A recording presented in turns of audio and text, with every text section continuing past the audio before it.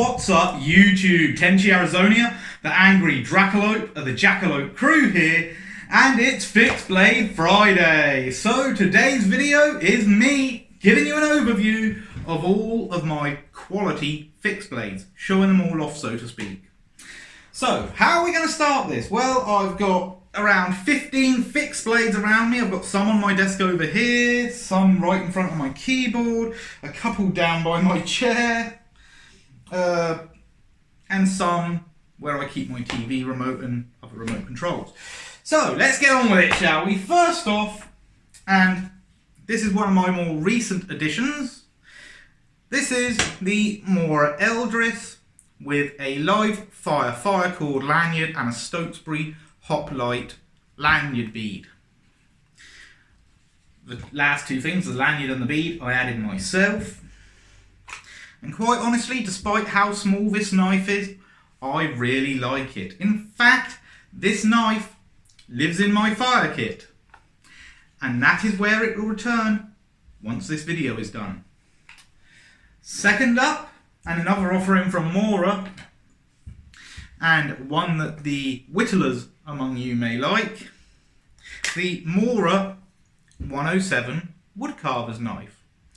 Again, I really do like this knife. It's a relatively small one, relatively basic in design, but it does its job and it just plain cuts. End of story.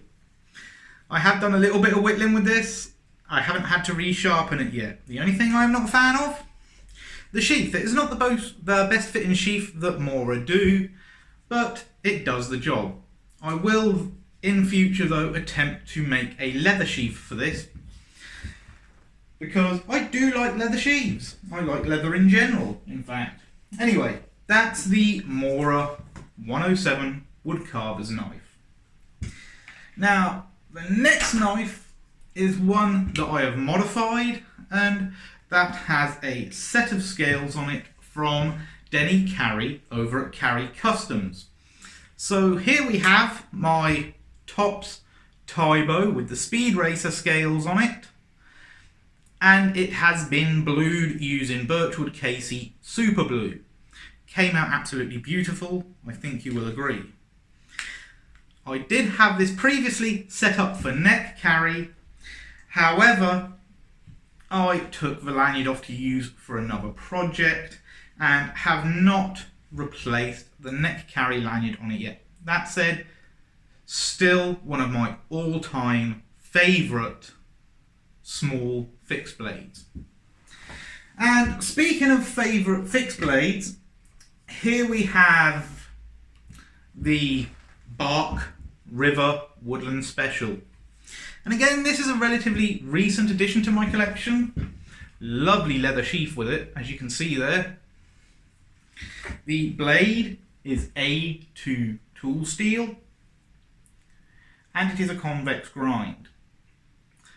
Absolutely beautiful blade, cuts extremely well, and all I've had to do with this to keep the edge hair popping sharp is strop it. Haven't had to actually sharpen this yet, which in my opinion is a good thing. Shows how good the edge retention on this particular steel is. Again, you can see how nicely put together the sheath is. The stitching is amazing. You can see there on the belt loop as well.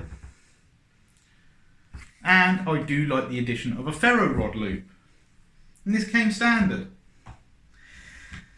Now we have to go back to another Mora knife.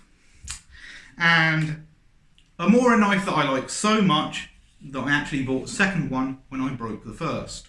And that is the Mora Companion. Now my previous one was patinaed. I have not done that with this particular knife yet, but I can tell you that I will be doing a patina on it. In fact, I might do a patterned patina on it using some clear nail polish as a resist. So keep your eyes peeled for another video on this knife in the future. So for those of you that are counting, that is 3 Moras, a Bark River and a Tops knife. So 5 blades so far. There's still 10 more to go. So the next one, and I have to admit, I heavily underestimated this blade because of the blade steel. And that is the cold steel roach belly with Krupp's 4116 stainless steel. A bit of a low end steel, but it's easy to sharpen. You can't expect high edge retention, but it does do relatively well. And if you've seen one of the videos of me testing the cold steel blade, you might have noticed I got bit by this blade. Well, it was either this blade or it was the next cold steel, which I'll show you in a minute. I cannot remember which. But very good blade for kitchen work. Again, a moulded plastic sheath, like the Moras. Again, leaves room for improvement, but it does its job. Now, on to the next cold steel. And the next cold steel knife, and my only other fixed blade cold steel knife, is the cold steel Finbear. As you can see here, excuse me while I clean the blade off, I had just oiled it earlier today, there we go. Doesn't really need oiling because it is, again, stainless steel, Krupp's 4116. In this particular case, it is cryo-quenched, and it does have amazing edge retention, especially given that it is a 4116 steel. Handle is comfortable, it just performs, and again, even though it's a moulded plastic sheath, this one is more than adequate. Once you've got this properly seated in, it's actually pretty difficult to pop it out the sheath, as you can see there. Very good knife for the money. Now, on to a blade that most people now will not like because of certain events that happened with the company several years ago involving Prepared Mind 101 and his JessX design. We have the SCHF 24. Again, I do like this knife, but it is a bit of a pain in the ass to sharpen. It is 8 CR13 MOV, as are most trades. And quite honestly, my favourite thing about this knife is actually the handle scales and the means by which they are attached. Again, not one of my favourite blades, it has served me well, but just because of the amount of drama surrounding trade, I don't really have many trades. And I'm continuing on with the desk to the next blade, and got this one either end of last year, beginning of this year, can't quite remember to be honest. And it is the CRKT Pangolin, designed by RMJ Tactical. I haven't used this knife much, but a few times I have used it, it has done well. I really do like the sheath system, as it uses a attachment method similar to a tech lock, although this isn't a tech lock, so do not be confused by that. A bit of a mixed bag with this one. I like the blade shape, I don't like the handle design because you cannot take the handle off. So I can't really strip the coating off, which I would like to do, because again, this really does not need the coating. This small knife really doesn't, there's no point in the traction coating at all. It just makes maintenance a bit of a bugbear, and once it wears down it'll be kind of ugly. So that's my CRKT, and that's all the knives I had on the table. Next we have another Schrade, the brand who should not be named because of the Jessica X situation. We all know what happened there. And this is the SCHF 52, and again it has custom micarta handle scales by Carry Customs. Pretty nice fixed blade, honestly. Not a fan of the sheath. I don't really like nylon sheaths in general. There is one knife I have that is an exception to that rule, but we'll get to that. But the reason I do not like this one is because of the pocket on the front and the elastic strap that the lid of the pocket is attached to. And I will show you what I mean when I slide this back in. I know I've put that in the wrong way, but it doesn't matter. As you can see there, it does have an elasticated loop there, which the lid of the pocket velcros down to. In that pocket you have a diamond sharpening stone. Not really a fan of it. The blade is actually hollow ground. I don't have a problem with hollow grinds, but I do believe that larger blades should not be hollow ground. That being said, this is a big slab of carbon steel, so I don't foresee any problems in the future, even though this is a hollow ground blade. And the other thing I don't like, the sheath is only set up for right hand carry, and again, the belt loop is a Velcro closure. If you're using this out in the bush or in the winter, the Velcro is going to get clogged up with snow in the winter. If you're in an area where it snows, it could get clogged up with mud, it could get clogged up with flea darts, which are a type of wild grass found in the UK, probably several other places as well. But yeah, that's a big knock. You should not have your belt loop be a Velcro closure. That is a weak point in the design. Now, before I continue with the rest of my big blades, and if I'm not mistaken, I should have 5 blades left. Yeah, I've got 5 blades left, so you've seen 10 of my fixed blades. My next fixed blade is an offering from Condor Knife and Tool. I have a soft spot for this blade because it was my first Condor knife, and it is the Swamp Romper. Walnut handles, 1070 or 1075 carbon steel. They're both good steels. I can't remember which one this is though. I think it was 1070 carbon steel. The grind is good, the edge is very good, and again, all I've done to maintain this is strop it. The sheath is a nice supple leather sheath with a dangler. And I also have a ferro rod in the loop, though that ferro rod is not going to be staying because that is a Schrade ferro rod and I've already had the handle come off once and had to put it back on. So that's my Condor Swamp Romper.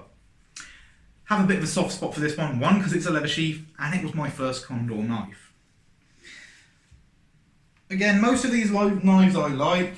Now we're moving on to one that I'm not really a fan of, though I understand the reason for the way it was designed, and that is the Condor Mayflower. Now, the Condor Mayflower has a 440C stainless steel blade and a walnut handle pinned with brass pins. It is a full tang knife, just like the Swamp Romper and like my Bark River. And also like my few Schrades, my Schrade 24, the 52 and my Pangolin, they're all full tang knives. But this I'm not a big fan of. It doesn't hold a really good edge, so it is relatively high maintenance. That being said, it is 440C, so it's easy to sharpen. And I understand why it was designed with 440C. 440C is a good all-round steel. And quite honestly, it's got good, very good corrosion resistance. Now, on to my next knife, and we have 2 more blades after this, just 2 more. But this next knife is a bit more of a specialist one. This is the Viking Krumniv from Grimfrost. This is a hand-forged blade made out of high carbon steel. And honestly, I've started using this as a letter opener. As it is high carbon steel and it does have a 90-degree spine, it will strike a ferro rod. It will also strike a flint. So you can use it as a fire striker. And for those of you interested, I actually have a giveaway going on my channel at the moment where one of these is a prize, part of a prize package in fact. So one person will get a prize package that includes this winner being announced when I hit 500 subscribers. Now we are down to my 2 most epic blades. 2 blades that anyone who likes big blades will appreciate. First off, we have the one, the only Tahoma field knife designed by Andy Tran and made by Tops Knives. We are talking about a solid slab, full tang of 1095 high carbon steel. I absolutely love this blade.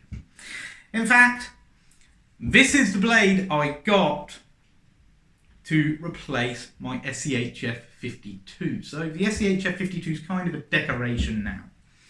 This, on the other hand, I do use, and if you're wondering about the wear on that, I was kind of irresponsible and forgot to oil it a few times, so it got some rust patches. Excuse me, I'll just wipe the excess off. Again, I just oiled this today. And what can I say about this knife? It feels absolutely amazing in the hand. The grip is actually a bit big for my hand, to be honest, but I like it. A lot of people complain about the notches. I haven't had a problem with them. And I am aware that the double-edged version, which is what this is, can be a bit brittle in the tip. But overall, I like this knife. And quite honestly, I like the sheath as well. Which is probably odd for you to hear, as I said not long ago that I'm not a fan of nylon sheaths. So why is this any different? Well, it still has a pocket on the front, but it is an adjustable pocket. It does have a Velcro stay on the strap, but molly attachments on the back. So I can forgive the nylon sheath. And quite honestly, this is one of the most iconic knives that Tops Knives makes. And the only other Tops knife I have aside from my Tybo. So, again, I really do like this blade. Now we get to my final blade. The creme de la creme. The American Muscle. Well, I could tease you some more, or I could just show you. And this next blade is an offering from the Ontario Knife Company. So what is it, guys? What is it? It is the Ontario SP10 Raider Bowie. Look at this beast of a blade. Again, this is high carbon steel. I don't have the exact specifications to hand, but if I remember correctly, and feel free to correct me if I'm wrong, I believe it was 1095 high carbon. The handle is Kraton, and I wasn't expecting to like the handle. I've never liked Kraton, to be honest. But this handle, I don't know what it is about it. I don't know whether it's because it's Kraton or what, but it really feels good in the hand. The blade length is 9.75 inches. The spine is 6mm thick, over half a centimetre thick of blade. And it is, of course, a Bowie knife. But hang on a second here. This is the final knife, but let me just say something. The correct pronunciation for this type of knife is not Bowie, it's Bowie. The man who is responsible for the fame, for the infamy, for the legend behind this blade, the Bowie knife, was James Bowie, the general who died in the Alamo, the notorious gambler. And goddamn, I love this fucking blade. I like my Tops knives, I like my Moras, I like my cold steels, but as fixed blades go, and it shames me to say this because my absolute favourite fixed blade used to be the Tahoma field knife. This steals it from the Tahoma. I absolutely love this thing. And again, here comes the controversy because, dude, you said you didn't like nylon sheaths. Well, this nylon sheath, this beastie boy right here, this fucking beast of a knife, has, without a doubt, the best nylon sheath I have seen on any fixed blade to date. And you've seen pretty much all my good quality fixed blades. I do have a few Anglo Arms fixed blades, but I'm not going to talk about those. Those are taboo because they're crap. But this, the Ontario SP10 Raider Bowie, I can say 100% it has my favourite sheath on it. And it's a nylon sheath. The molly attachment is flawless. The stitching is absolutely amazing. Just the form factor is good. There's no excess bulk on this sheath. It is the bare minimum. It is pure practicality in sheath form. Much like the gorgeous blade within. And you see it there? The SP10 Raider Bowie, Ontario, USA. Ontario Knife, USA. I absolutely love this knife. I cannot stop playing with it, cannot stop doing cut tests with it. The only criticism I do have, actually, is as you have a little plastic bit so you can adjust the top strap. If you're not careful, your guard will snag on that. But it's a really minor complaint, and it hardly bears mentioning. Anyway, there we have all my fixed blades. All my quality ones. 3 big beasties from 3 big companies, and a bunch of smaller ones. And honestly, when it comes down to my large fixed blades, these two are my favourite. The SP10 knocks out, dethrones the Tops Tahoma, but I still really love the Tahoma field knife. So let me just put these down in their respective spots for the time being, and get back to the small fixed blades. Now, the small fixed blades, I'm not going to count the Moras or the Cold Steels among my favourites. My 3 favourites among my fixed blades are these. Condor Swamp Romper, 2nd place. 3rd place, the Tops Tybo, and 1st place among my smaller fixed blades, the Bark River Woodland Special in A2 tool steel. Anyway, that is my video for today. Today has been Fixed Blade Friday, and if you managed to stick with me throughout the entire video, which I hope you did, hopefully you enjoyed it. I would do a video on my folding blades, but that would take twice as long as this fixed blade one is. Anyway, that's all for now. If you like it, please subscribe, comment, and share. And remember, be good to each other.